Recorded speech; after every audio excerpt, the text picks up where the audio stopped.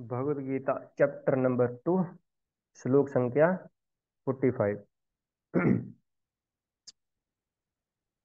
त्रैगुण्य विषया वेदा, त्रैगुण्य विषया नैस्त्रैगुण्यो भवारुजना, निर्द्वन्द्वो नित्यसत्त्वस्थो निर्योगक्षेम आत्मवान्, त्रैगुण्य विषया वेदा नैस्त्रैगुण्यो भवरुजना, निर्द्वन्द्वो नित्यसत्त्वस्तो निर्योगक्षेम आत्मवान्, त्रैगुण्य विषया वेदा नैस्त्रैगुण्यो भवरुजना, निर्द्वन्द्वो नित्यसत्त्वस्तो निर्योगक्षेम आत्मवान्। अनुवाद और तात्पर्य भाई एसी भक्ति वेदांता स्वामी शिला प्रभुपाद जी के द्वारा। शिला प्रभुपाद जी की जय। अनुवाद। वेदों में मुख्यतया प्रकृति के 3 गुणों का वर्णन हुआ है। हे अर्जुन, इन तीनों गुणों से ऊपर उठो, समस्त द्वैतों और लाभ तथा सुरक्षा की सारी चिंताओं से मुक्त होकर आत्मपरायण बनो। तात्पर्य। सारे भौतिक कार्यों में प्रकृति के तीनों गुणों की क्रियाएं तथा प्रतिक्रियाएं निहित होती हैं। इनका उद्देश्य कर्म फल होता है, जो भौतिक जगत में बंधन का कारण है। वेदों में मुख्यतया सकाम कर्मों का वर्णन है, जिससे सामान्य जन क्रमशः इंद्रिय तृप्ति के क्षेत्र से उठकर आध्यात्मिक धरातल तक पहुंच सकें।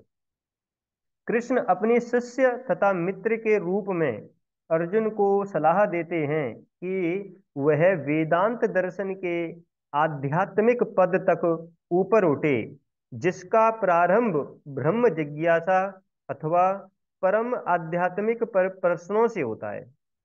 इस भौतिक जगत के सारे प्राणी अपने अस्तित्व के लिए कठिन संघर्ष करते रहते हैं।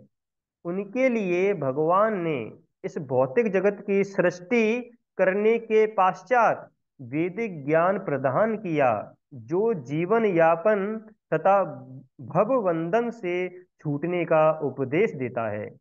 जब इंद्र तृप्ति के कार्य तथा कर्म कांड समाप्त हो जाते हैं, तो उपनिषदों के रूप में भगवत साक्षात्कार का अवसर प्रदान किया जाता है। ये उपनिषद विभिन्न वेदों के अंश हैं, उसी प्रकार जैसे भगवद गीता पंचम वेद महाभारत का एक अंग है। उपनिषदों से आध्यात्मिक जीवन का शुभारंभ होता है। जब तक भौतिक शरीर का अस्तित्व है, तब तक भौतिक गुणों की क्रियाएं प्रतिक्रियाएं होती रहती हैं।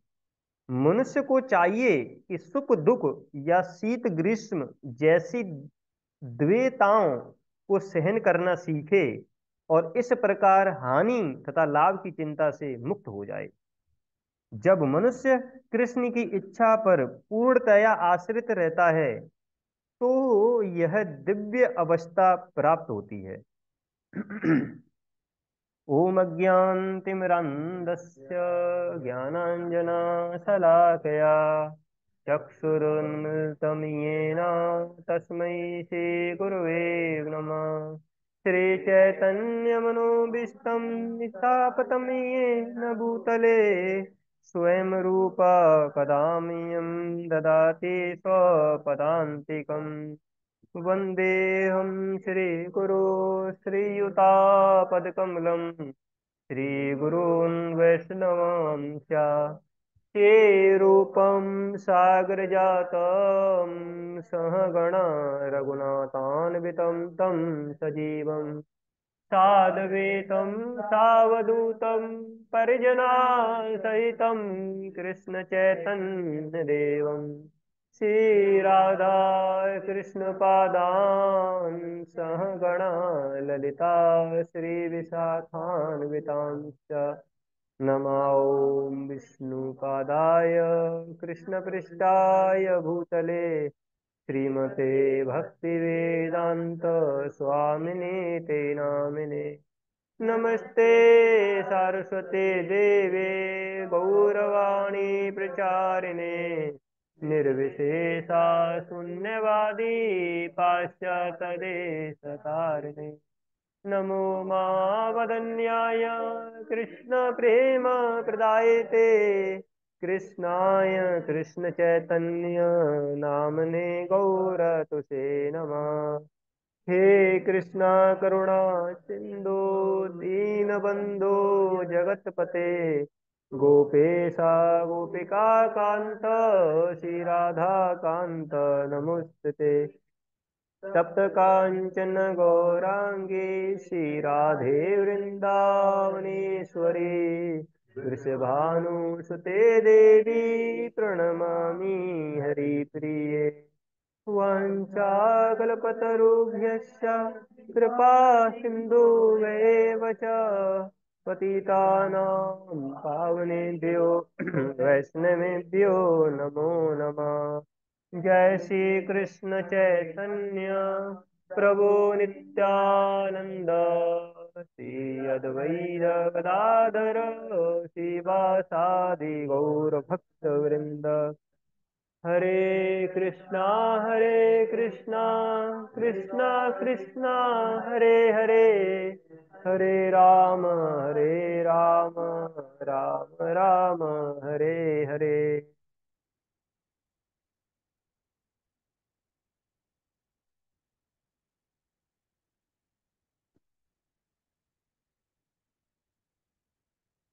हरे कृष्णा। आज की भगवद गीता में सभी भक्तों का हार्दिक स्वागत है।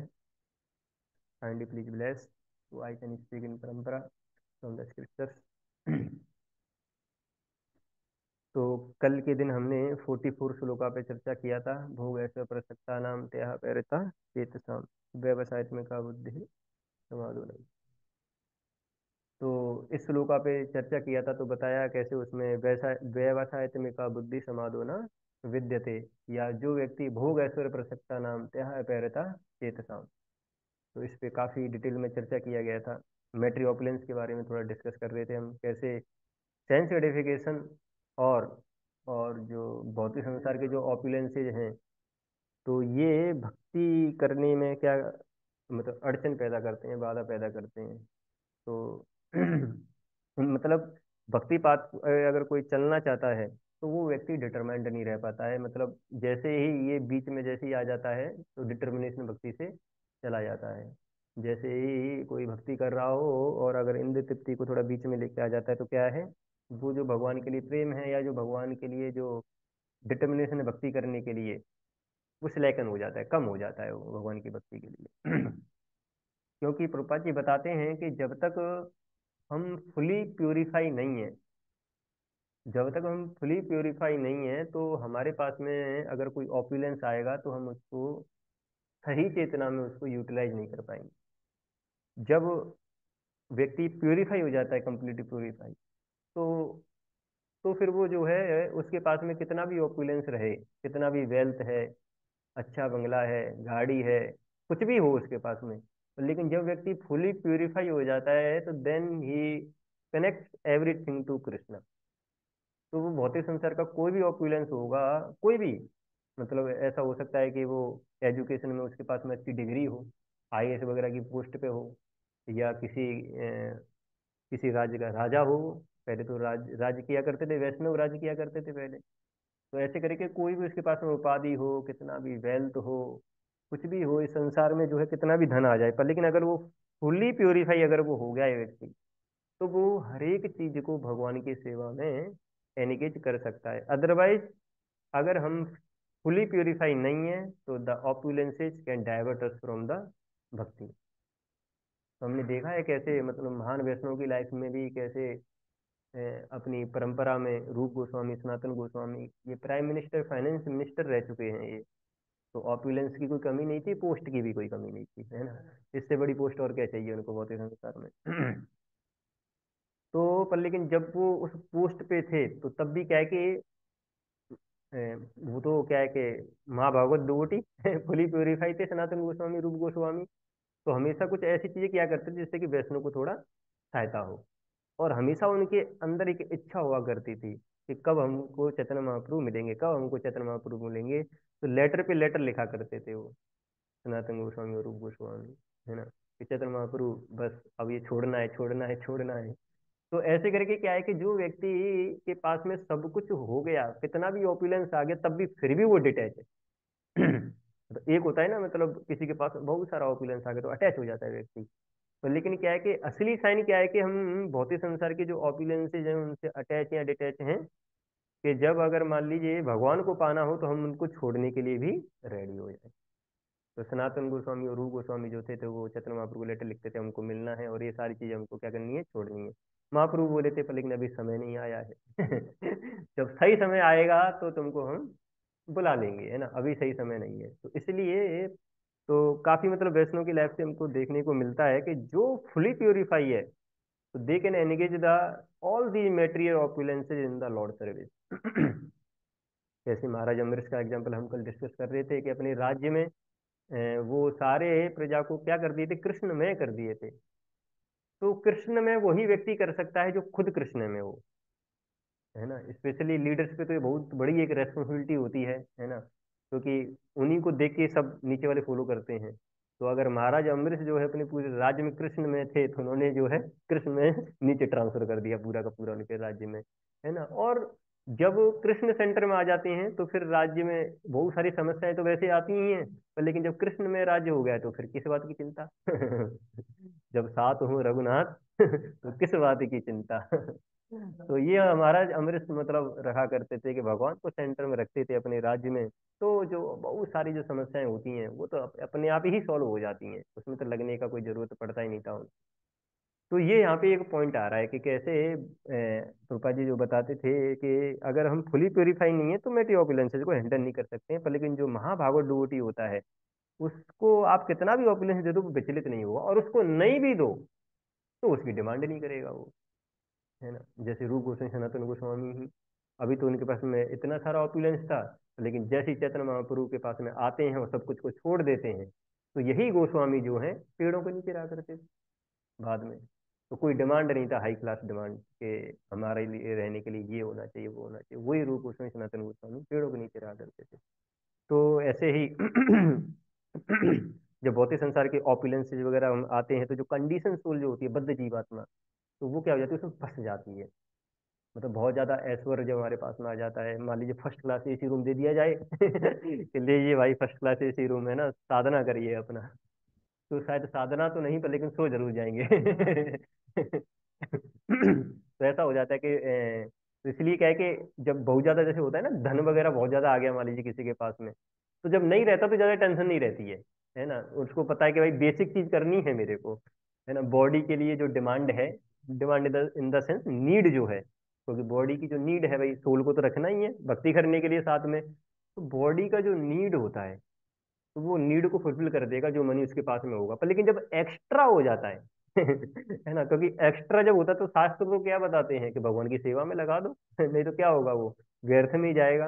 और यही होता है कि जब हमारे पास में मनी एक्स्ट्रा हो जाता है तो हम क्या करते हैं, कुछ अननेसेसरी जो चीज होती है उनको परचेज करना स्टार्ट कर देते हैं, जिनकी कोई मतलब उसको पता नहीं कि वो कब यूज करेगा। तो वो कभी मॉल वगैरह में जाएगा, खरीदनी थी उसको एक चीज या दो चीज, तो लेकिन मॉल में जाके लेके आता है 10 चीज। आजकल जो मॉल का जो मॉडल ये चल रहा है, मतलब इंसान को जो अलाउ किया जाता है मॉल वगैरह में, तो क्या है इसके पीछे कॉन्सेप्ट। तो जो भी व्यक्ति जाता है उसका दुगना या तिगना लेके आ जाता है वो, जाएगा शॉपिंग 1000 की करने, पर करके आता है 5000 की शॉपिंग। ये है, कल तो हमारे साथ में भी हुआ ये। पर लेकिन ये था कि मैं अपनी नीड को लिख के लेके गया था, कुछ आश्रम की भी मतलब चीजें थी जो लेके आनी थी, बाद में लेके आनी थी। तो मेरे को सारी चीजें दिख गई वहां पे, तो मैंने वहीं से ले लिया पूरा का पूरा। तो ये तो चलो पॉजिटिव वे में हो गया, पर लेकिन आप समझ रहे हैं कि कैसे जाके अगर हम जाएंगे तो वहां पे क्या होता है कि सब कुछ, हाँ यार ये भी ले लेते हैं, ये भी ले लेते हैं, वो ऐसा भी होगा यूज भी नहीं आएगा। ज्यादातर कुछ चीजें तो ऐसी भी होंगी यूज नहीं आएंगी, कि भविष्य की चिंता करते हुए यार ये चलो ठीक है ले लो, ये भी ले लो, ये भी, अच्छा ये भी साबुन आ गया क्या नया, वो मार्केट में नया यूज करके देखते हैं इसको, है ना। तो जनरली वैसे शॉप पे जाओगे तो उसको लिस्ट पकड़ा देते ना, ये ग्रोसरी की लिस्ट है भाई, निकाल दो ये सारा सामान। मॉल में जाओ एक बार, है ना, तो उस समय 1 घंटा कैसे 3 घंटे में कन्वर्ट हो जाएगा, और कैसे जो आप 10 चीज लिखे हो उसकी 30 चीजें आ जाती हैं, पता भी नहीं पड़ेगा। और हम सबका एक्सपीरियंस है वो। तो इसलिए क्या है, तो इसलिए व्यक्ति के पास में अगर कुछ नहीं है, और तो चलो ठीक है, वो तो संयम कर लेगा कि भाई है ही नहीं मेरे पास में, तो क्या खर्च करेगा वो।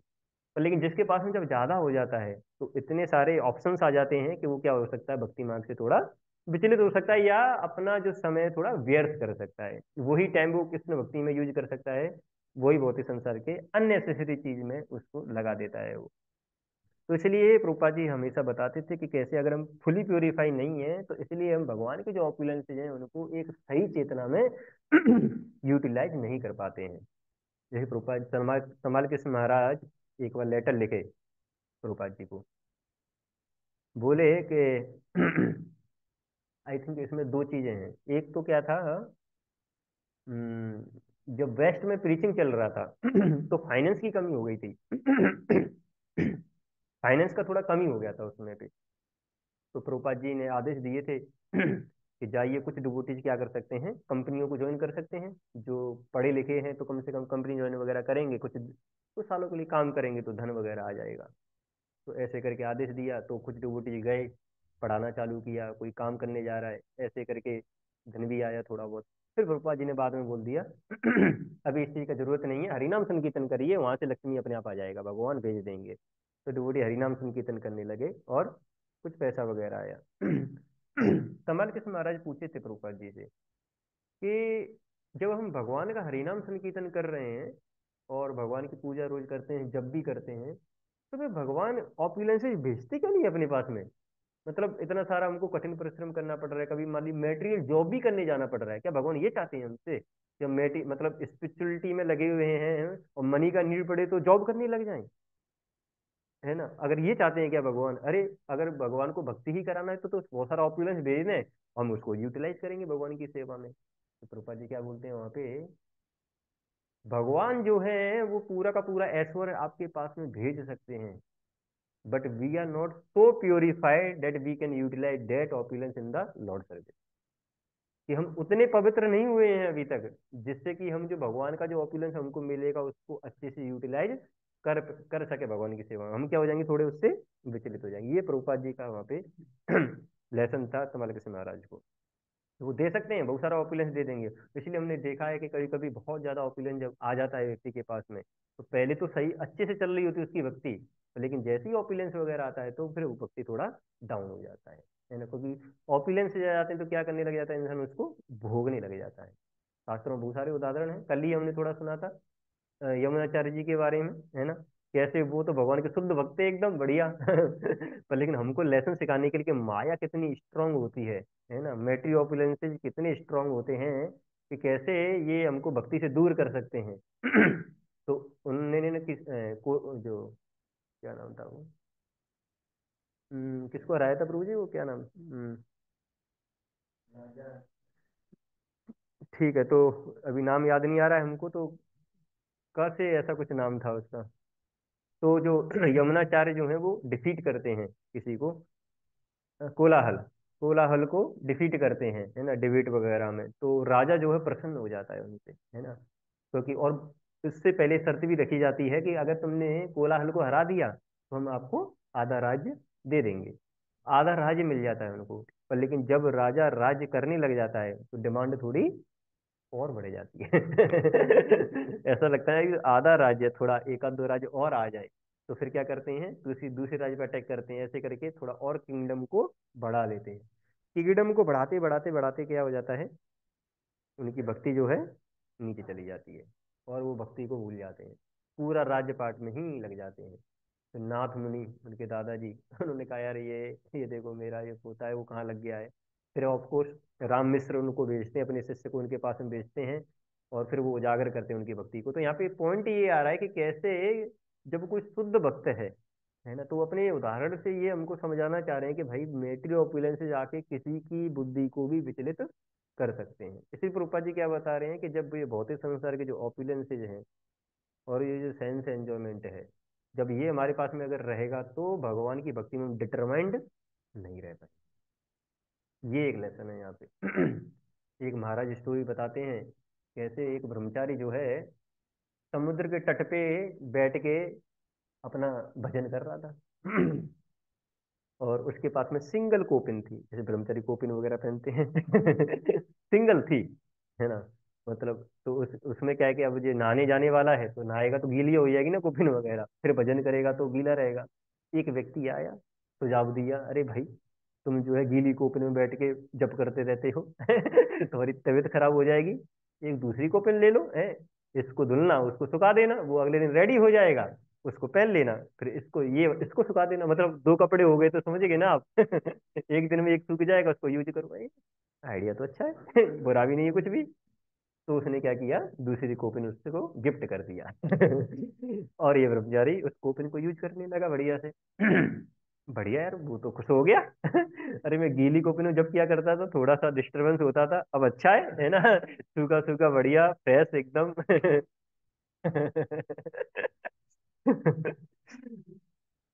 पर लेकिन कुछ समय बाद क्या होता है, चूहा की आवाज कैसे निकलेगा? हैं? चू चू चू चू जो भी है। ऐसे करके चूहा आ गया उसकी झोंपड़ी में। झोंपड़ी भी नहीं थी खैर, वो तो समुद्र के तट पे किया करता था वो तो, जब वगैरह। तो चूहा आ गया। अब जो कोपिन उसने सुखाई थी उसको काट दिया उसने। अगले दिन उसने देखा, अरे मेरी कोपिन को काट दिया चूहा तो वो जो समझदार व्यक्ति था उसके पास में गया, अरे तुमने ये सुझाव दिया था हमको कि एक कोपिन और ले लो, पर लेकिन ये चूहा आ गया, चूहे ने मेरी कोपिन को काट दिया। तो कह रहा तो प्रॉब्लम क्या है इसमें? तो प्रॉब्लम तो यही है भाई यार, कोपिन वगैरह को काट रहा है तो ये तो बड़ी प्रॉब्लम है। अच्छा, तो बहुत बड़ा समस्या नहीं है। चूहा तुम्हारी कोपिन काट रहा है, इसका मतलब क्या है, चूहे को क्या है, भगाना पड़ेगा। तो चूहे को भगाना पड़ेगा मतलब बिल्ली को लाना पड़ेगा।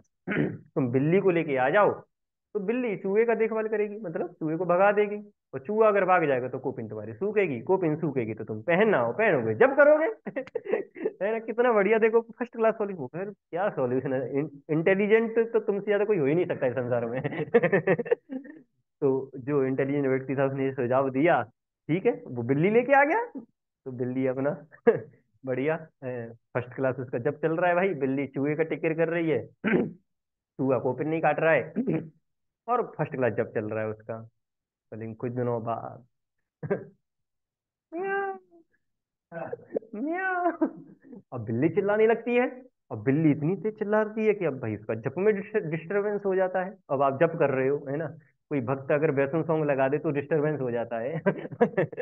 और बिल्ली अगर जप करने लग जाए तो क्या होगा, है? तो हम तो उसी को टॉलरेट नहीं कर पाते हैं, होता है ना।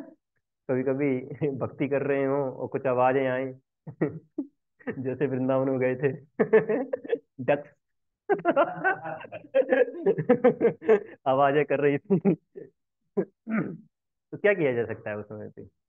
वृंदावन में है, धामवासी है। ठीक है, तो अभी यहाँ पे बिल्ली जो है म्याऊं म्याऊं करने लगी, तो ये कह रहा भाई जब में डिस्टरबेंस हो रहा है।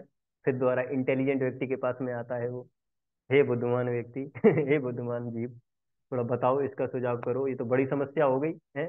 जब हमारा पहले आराम से हो रहा था, फिर दोबारा जब में डिस्टरबेंस हो गया। तो प्रॉब्लम क्या है, ये बिल्ली जो है शांत नहीं बैठती है ना, म्याऊं म्याऊं म्याऊं कर रही है। तो उसने बोला कि ये भाई इसका तो सॉल्यूशन सिंपल है एकदम, है ना, कोई बड़ी समस्या तो है नहीं, बिल्ली म्याऊं म्याऊं कर रही है इसका क्या मतलब है, बिल्ली को भूख लग रही है। अरे दूध पिलाओ ना उसको। अच्छा दूध पिलाना पड़ेगा, तो सिंपल सॉल्यूशन, गाय लेके आ जाओ, गाय दूध देगी, दूध मिलेगा, दूध बिल्ली पिएगी, और बिल्ली पिएगी तो खुश रहेगी, और बिल्ली खुश रहेगी तो चूहा आएगा ही नहीं, और चूहा जब नहीं आएगा तो कोपिन तुम्हारी सुरक्षित रहेगी, कोपिन सुरक्षित रहेगी तो रोज जप चलेगा तुम्हारा। परफेक्ट। क्या सॉल्यूशन मिला है मेरे को। गाय आ जाती है, गाय दूध देती है, बिल्ली दूध पीती है, बिल्ली चूहे को भगाती है, चूहा भागता है तो उसकी कोपिन सुरक्षित रहती है, जप होता है। चलता है ऐसे, चलता है ऐसे कुछ दिनों तक। उसके बाद में फिर दोबारा कुछ दिनों बाद अब क्या होता है, हम्म, ऐसे करके आवाजें आने लगती हैं घर में। मगर अब क्या हो गया फिर दोबारा उसके जब में डिस्टर्बेंस हो जाता है, फिर जाता है इंटेलिजेंट व्यक्ति के पास में, कहता है ये समस्या, अब क्या समस्या आई कि अरे यार अभी तो ये गाय रोक रही है ना, गाय आवाज करने लगी, पहले बिल्ली कर रही थी, अभी गाय करनी है। ये तो गाय कर रही है, इसका मतलब उसको चारा चाहिए, तुम दूध निकाल रहे हो, चारा खिला नहीं रहे हो हैं? मतलब पूरा भौतिकवादी हो गया, मतलब मैक्सिमम आउटपुट चाहते हो विदाउट इनपुट। ये एक वो केवल को अगर भौतिक संसार में कोई भी बिजनेसमैन होगा, है ना, तो वो क्या करना चाहता है, लेस इनपुट में मैक्सिमम आउटपुट चाहता है हमेशा, है ना, चाहता है ना लेस इनपुट लगाएं और मैक्सिमम आउटपुट। पर लेकिन इस संसार का कोई भी बिजनेसमैन प्रभुपाद जी से बड़ा नहीं हो सकता है। वो प्रभुपाद जी जिन्होंने क्या है कि केवल 40 रुपए से कितने 108 टेम्पल खोल दिए, कोई है कोई बिजनेसमैन जिसने 40 रुपए से इतना बड़ा कारोबार किया हो।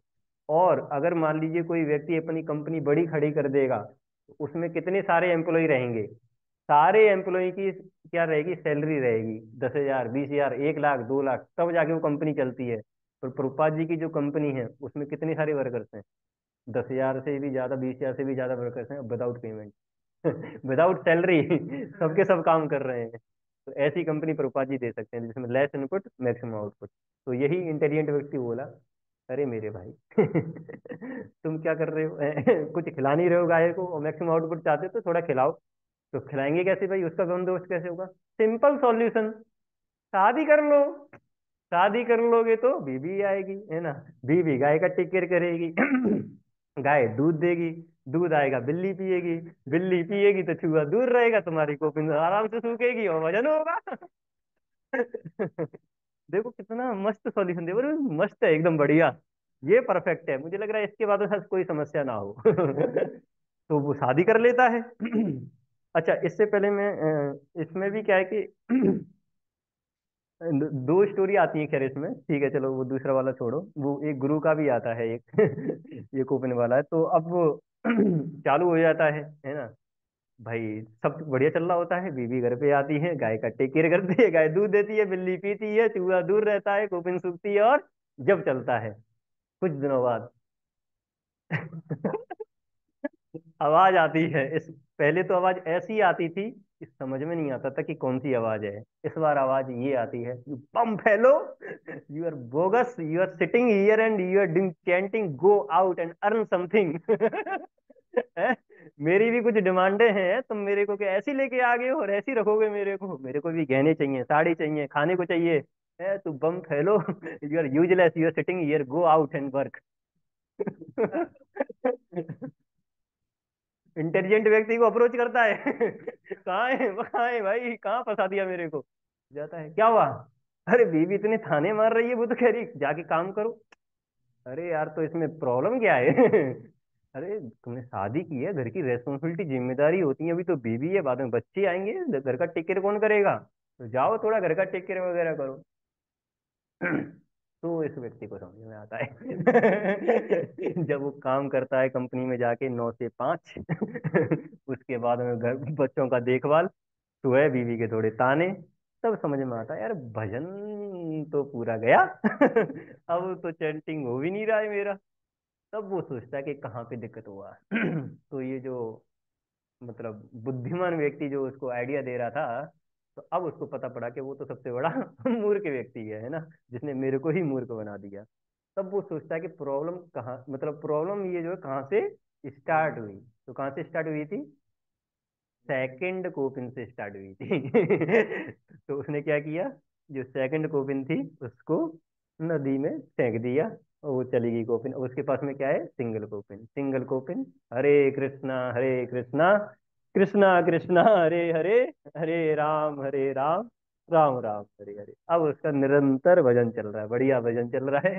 तो मतलब प्रभुपाद जी ये जो स्टोरी बताते हैं, हमारे वरिष्ठ वैष्णव ये स्टोरी जो बताते हैं, इससे यही सिखलाते हैं कि भौतिक संसार में जब ऑपुलेंसेज आ जाते हैं, तो जब तक हम फुली प्यूरिफाई नहीं है, साधक के लेवल पे है, तो ज्यादातर ये होता है कि हम उसका क्या कर देते हैं, मिस यूटिलाइजेशन कर लेते हैं। मतलब वो हमारी भक्ति में क्या बन जाते, थोड़ा बाधा बन जाते हैं। जैसे होता है वही, जब थोड़ा सा अगर कष्ट रहे जीवन में तो भगवान को अप्रोच कर पाते हैं ना। तो ऐसा ही है कि जब क्या है कि थोड़ा सा ऑस्टेरिटी वगैरह रहेगा, तो क्या है कि भगवान का जप करना थोड़ा आसान हो जाता है। एक बार हम भी जब वहां से आ रहे थे केरला से, तो रिजर्वेशन नहीं मिल रहा था। साउथ इंडिया का यात्रा हुआ रिजर्वेशन मिल ही नहीं रहा। एक दिन तत्काल, दूसरे दिन तत्काल, तीसरे दिन तत्काल। अब तत्काल हो ही नहीं रहा, तो उनका चलना पड़ेगा भाई, अब तो आना तो है ही है सेंटर पे। तो चल दिए, फिर जनरल से ही चल दिए। तो फिर बैठे शाम को, पूरा रात तो ऐसे ही निकल गया था। 4 बजे के अराउंड जो है, वही खिड़की पे जो होता है ना, थोड़ा सोने को मिल जाए, उसी से सोए। तो फिर जाके मतलब डिसाइड किया मैंने कि नागपुर उतर जाएंगे, तो नागपुर उतर गए किसी फ्रेंड के मतलब वहां पे रुक के थोड़ा, फिर सुबह फिर निकल दिए जनरल वाली उसी सी ट्रेन से। तो मतलब एक और ट्रेन थी मेरी दूसरी वाली जगह से, इटारसी से था। तो वो कंफर्म था, वो कंफर्म हो गया था रिजर्वेशन। तो मैंने ये देखा कि कैसे वो जो जनरल बोगी थी, उसमें मैं खड़ा हुआ था। 5 घंटे की खड़ी हुई जर्नी थी। तो क्या करता, कोई खड़े खड़े तो मतलब कुछ भी खाली हो ना, और वक्त जब खाली रहता है तो बेचैन हो जाता है। तो इसलिए मैंने, तो मोबाइल था, खड़े खड़े की जर्नी थी, तो एक ने हाँ थोड़ी देर खड़ा था, 1 घंटा, फिर एक को थोड़ा सा वो लगा कि अरे, धोती कुर्ता में थे ना, तो ये खड़े हैं बहुत देर से, तो बाल्टी था उसका, कहा कि गुरु जी इस पे बैठ जाइए, तो फिर बैठ गए थे हम। उसने बैठने को जगह दिया, फिर जो है मोबाइल में मैंने कुछ खोल लिया अपना, ये किताब जो है उसको पढ़ते रहा, 4 घंटा कब निकल गया पता नहीं पड़ा। उसके बाद में इटारसी पहुंचे। इटारसी पे बढ़िया स्लीपर, मतलब ठीक है, किसी के लिए स्लीपर ऑस्टेरिटी हो सकता है, किसी के लिए ऑपुलेंस रह सकता है। तो स्लीपर था तो खाली था, सोने के लिए जगह थी, बस। उसके बाद वहां पे आया, 1 घंटा प्रसादम लिया, जो भी थोड़ा बहुत लेके आया था, तो सो गए। 7 बजे सो गए, सुबह जगे थे 4-5 बजे। तो आप मतलब क्या हुआ इसमें कि थोड़ा सा ऑपुलेंस आया तो क्या हुआ, सो गए। पर लेकिन जहाँ पे अगर आपको कुछ भी नहीं मिला, तो वहां पे क्या कर लिया आपने, थोड़ा बहुत पढ़ लिया। तो ऐसे ही मतलब ज्यादातर क्या हो जाता है, ऑफ कोर्स मतलब थोड़ा इसका वैसा भी है कि थोड़ा इतना भी टॉर्चर ना हो। कुछ भी चीज कोई टॉर्चर जब होती है, तो उसके बाद तो कुछ किया नहीं जा सकता है। और महान भक्त जो अपनी लाइफ से यही हमको सिखलाते आए हैं कि कैसे भौतिक जो सुविधाएं हैं उस पर ज्यादा डिपेंडेंसी हमारा नहीं होना चाहिए। क्योंकि भौतिक जो सुविधाएं हैं वो आज हो सकती हैं हमारे पास में, वो कल ना हो। तो पर लेकिन कृष्ण भक्ति को तो हमको कभी गिव अप करना ही नहीं है। आज अगर सुविधा है तो उसको यूज कर लीजिए, और भगवान की भक्ति कर लीजिए।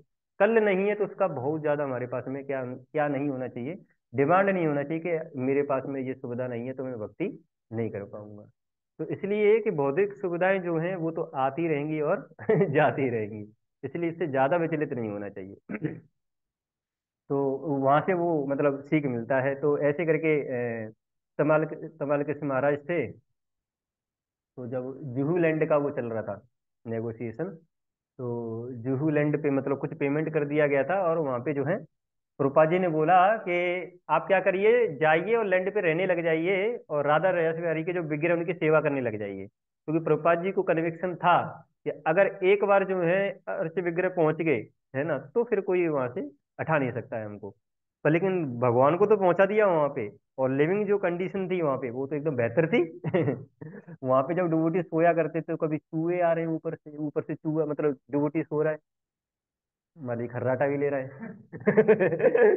और दम चूहा गिरता है उसके ऊपर, तो क्या होगा? जग जाएगा, परेशान हो जाएगा। और उसके बाद में फिर अगर नहाने जाने वाला हो, और देखा कि पानी नहीं आ रहा है, तो क्या हालत होगा? देखा कि सोच के लिए कुछ है नहीं, टॉयलेट्स वगैरह है ना, खुले में जाना पड़ रहा है, ठीक है, तो बड़ी प्रॉब्लम है ये तो। और ठंडियां वगैरह हैं, तो कैसे काम चलेगा? झोंपड़ी वगैरह में कोई रह पाएगा ऐसे? नहीं रह पाएगा। अच्छा, कोई इंडियन होगा तो फिर भी थोड़ा बहुत टॉलरेट कर ले, पर लेकिन ये कौन थे? ये तो विदेशी भक्त थे। तो इतना उनको दिक्कत हुआ कि उन्होंने प्रभुपाद जी को लेटर लिख ही दिया, प्रभुपाद जी हम नहीं रह पाएंगे यहाँ पे। अरे अरे, आपको तो पता ही है कि हम विदेशी मतलब पाश्चात्य देश से हैं, वेस्ट से हैं हम, तो हमारा बेसिक नीड है। हम ऐसे कल्चर में नहीं रहे हैं, है ना, हमारे पास में बहुत ऑपुलेंस रहा है ना, बहुत अच्छे अच्छे घरों से हैं हम। ऐसी कंडीशन में नहीं रह पाएंगे यहाँ पे। प्रभुपाद जी ने केवल सिंगल लाइन लिख के भेजा, are you not want to be purified? क्या आप प्योरीफाई नहीं होना चाहते? है ना। तो बस ये एक लाइन था, जैसे ही तमाल कृष्ण महाराज ने उसको पढ़ा और भक्तों को बताया, बस enough, it's enough for them, है ना, कि प्रभुपाद जी की इच्छा क्या है। तो ये जो कठिनाइयां उनको आ रही हैं रहने में, या भगवान की भक्ति करने में, या भगवान की सेवा करने में, उनको ये पता है ये कठिनाइयां अगर हम झेल लेंगे तो क्या हो जाएंगे, हम फुली प्योरीफाई हो जाएंगे। तो इसलिए क्या है कि वो उनका एक ट्रेनिंग पीरियड हो गया। उनको तैयार कर दिया कि भगवान की भक्ति के लिए हमको कोई भी अड़चन का सामना करना पड़े, कोई भी हमको ऑपुलेंस मिलता है या नहीं मिलता है, पर लेकिन हम भगवान की भक्ति हमेशा करते रहेंगे। इसलिए बहुत ज्यादा जो डिपेंडेंसी है वो हमारा मटेरियल जो ऑपुलेंस है उनके ऊपर नहीं होना चाहिए। मतलब ये नहीं होना चाहिए कि जब ये होगा तभी हमारी भक्ति हो पाएगी, तो भक्ति इन चीजों के ऊपर डिपेंड नहीं करती है। बस ऑफ कोर्स जब ज्यादा कंडीशन सोल है, हमारा उतना लेवल नहीं है, पर लेकिन अगर बहुत ज्यादा बुरी स्थिति नहीं है तो कम से कम अगर नॉर्मल स्थिति में जो है हमारा इतना डिमांड नहीं होना चाहिए कि ये हमारे पास में होगा तभी हम जो है उसका उसमें भक्ति कर पाएंगे। क्योंकि जो डिवोटी हैं अपने एग्जाम्पल से वही बता रहे हैं, इवन भक्ति सिद्धांत श्री ठाकुर जी भी वो कौन से मार्केट में प्रभु जी वो जगह वो लेने वाले थे घर? हाँ, बाग बाजार में, कोलकाता में। तो मतलब जो प्रीचिंग चल रहा था तो उन्होंने डिसाइड किया कि एक किसी ने शायद डोनेट किया था, कुछ तो था, बाग बाजार में बहुत अच्छा सुंदर सा एक फ्लैट जो है भक्तों के लिए डोनेट हुआ था या खरीदा गया था, जो भी था। तो भक्त जो है उसको खरीदने जाने से ही पहले चर्चा करने लगे, मेरा वो रूम रहेगा, मेरा वो रूम रहेगा, मेरा वो रूम रहेगा, आपस में लड़ाई होने लगा। अभी तक सब शांति से चल रहा है, सब बढ़िया है ना, सेवा चल रही है ना, सब साथ दे रहे हैं। लेकिन जैसे ही ये आया बाग बाजार में एक महल उसने क्या कर दिया परेशानी खड़ी कर दी भक्तों के बीच में, है ना। कोई कह रहा है कि मैं इसमें रहूंगा, कोई कह रहा है मैं इसमें रहूंगा। भक्ति सिद्धांत सरस्वती ठाकुर जी क्या कहते हैं, we will sell that place, मतलब उसकी जो मार्बल्स है उसमें से निकालेंगे और उसको बेच देंगे, और बेच के क्या करेंगे उससे बुक डिस्ट्रीब्यूशन करेंगे, है ना, print books and distribute it. तो इसलिए क्या है कि भौतिक संसार के जो ऑपुलेंसेज हैं तो अपने खुद के पर्सनल का कोई ज्यादा डिमांड नहीं होना चाहिए, है ना। पर लेकिन अगर हमारे पास में वो आ जाए तो ज्यादा से ज्यादा हमको ट्राई करना चाहिए कि वो हमको किस में लगाना है, भगवान की सेवा में लगाना है। तो ये भोगेश्वर प्रसक्ता नाम है थोड़ा आज उसी पे चर्चा फिर द्वारा हो गया ज्यादा मैट्री ऑपुलेंसेस। तो अभी भी शायद आई थिंक मैं ज्यादा नहीं बढ़ पाया हूँ अभी ठीक है, पार्ट 4 हो जाएगा आई थिंक कल आज एंड। ठीक है, तो यहीं पे विराम देंगे, देखते हैं थोड़ा पार्ट 4 भी कल कर देते हैं। कल भोगेश्वर प्रसक्ता नाम का पार्ट 4 करेंगे। हरे कृष्णा। अभी किसी का कोई अगर प्रश्न है तो वो पूछ लीजिए।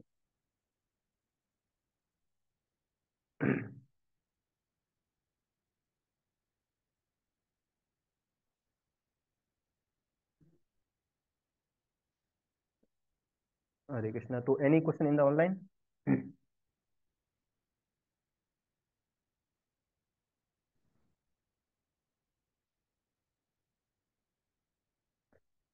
शीला प्रभुपाद जी की जय।